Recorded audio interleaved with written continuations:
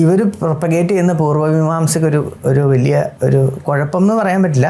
ആ പൂർവ്വമീമാംസയ്ക്ക് ഒരു രസകരമായ ഫാക്ടറുണ്ട്. അതൊരു തരത്തിലുള്ള നിരീശ്വരവാദമാണ്. പൂർവ്വമീമാംസകൾ കൊണ്ടുള്ളതായ എല്ലാം കർമ്മമാണ് ഫലം തരുന്നത്, ദൈവമല്ല. ദൈവത്തിൻ്റെ ജോലിയാണ് ഫലം തരിക എന്ന് പറയുന്നത്. അതായത് ദൈവത്തിനോട് കരഞ്ഞ് പ്രാർത്ഥിക്കുകയല്ല അവിടെ ചെയ്യുന്നത്. ദൈവം എന്ന് പറയുന്ന എലമെൻറ്റിനോട് നമ്മൾ കമാൻഡ് ചെയ്യാണ് ചെയ്യുന്നത്. പൂർവ്വമീമാംസകളെല്ലാം അങ്ങനെയാണ്. പൂർവ്വമീമാംസയെ സംബന്ധിച്ചിടത്തോളം ആ ആക്ഷനാണ് റിസൾട്ട് ഈൽഡ് ചെയ്യുന്നത്. ഉത്തരമീമാംസയിലോ ഭക്തി പ്രസ്ഥാനത്തിലോ നമ്മുടെ ആക്ഷൻ കൊണ്ട് സംപ്രീതനായ ദൈവം നമുക്ക് ഫലം തരുന്നു എന്നുള്ളതാണ്. ഇവിടെ അങ്ങനെയല്ല. ഇവിടെ ദൈവത്തിന് വേറെ നിവൃത്തിയൊന്നുമില്ല, തന്നേ പറ്റുള്ളൂ.